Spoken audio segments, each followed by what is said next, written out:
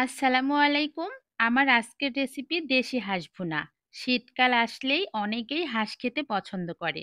তবে ঠিকঠাকভাবে রান্না করতে না পারলে হাঁসের মাংসে গন্ধ লাগে। আমি আজকে যেভাবে রান্না করে দেখাবো, এইভাবে হাঁসের মাংস রান্না করলে হাঁসের মাংসে গন্ধ একদম লাগবে না। আশা করছি আমার আজকের ভিডিওটি আপনাদের কাছে ভালো লাগবে। দেশি হাঁসের মাংস রান্না করার জন্যে আমি এখানে ১ পিস দেশি হাঁস নিয়েছি। এখানে মোটামুটি ১ কেজি পরিমাণ মাংস আছে। আমি মাংসগুলো কিন্তু গরম পানি আর ভিনেগার দিয়ে ২০ মিনিটের মতো ভিজিয়ে রেখেছিলাম। এরপরে ভালো করে ধুয়ে পরিষ্কার করে নিয়েছি। এতে করে কিন্তু মাংসের গন্ধ অনেকটাই চলে যায়। চলে আসছি রান্না করার জন্যে। প্রথমে কড়াইয়ের মধ্যে পরিমাণ মতো তেল দিলাম।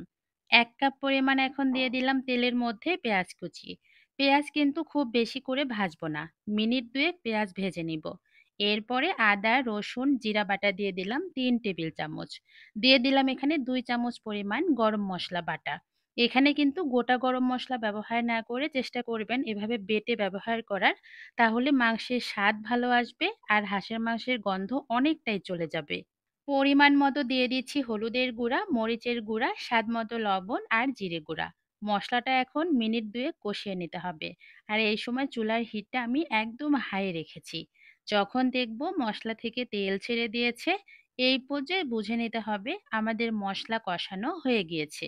এখন আমি আগে থেকেই কেটে পরিষ্কার করে রাখা দেশি হাঁসের মাংস মশলার মধ্যে দিয়ে দিলাম। মশলার সাথে মাংস ভালো করে নেড়েচেড়ে বেশ কিছুক্ষণ সময় ধরে মিশিয়ে নিতে হবে। ভালো করে মেশানো হয়ে গেলে ঢাকনা দিয়ে ঢেকে মাংস কষিয়ে নিব আমি মিনিট ১০। পানি ছাড়াই কষিয়ে নিতে হবে। যে পরিমাণ পানি বের হবে এই পানিতেই কিন্তু মাংস অনেকটাই সেদ্ধ হয়ে যাবে।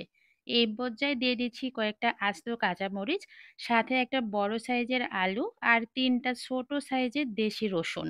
হাঁস ভুনায় কিন্তু আলুটা একদমই যায় না। তবে আমার ছেলে মাংসের সাথে আলু খেতে খুব পছন্দ করে, যার কারণে আমি এখানে একটা আলু ব্যবহার করেছি।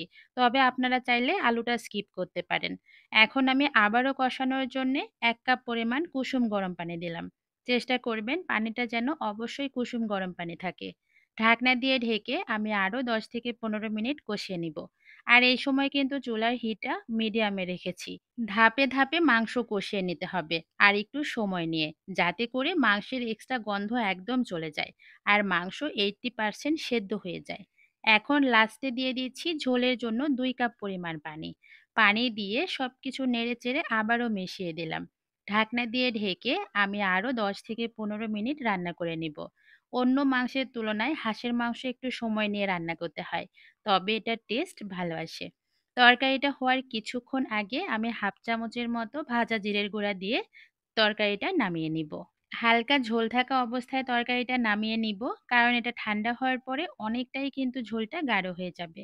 আমি একটু পরিবেশন করে দেখাচ্ছি তরকারিটা দেখতে কতটা লোভনীয় লাগছে।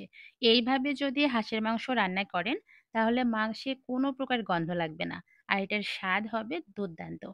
তো চলে যাই আজকে। সবাই ভালো থাকবেন। আমার ভিডিওটি ভালো লেগে থাকলে অবশ্যই একটা কমেন্টস করে জানাবেন।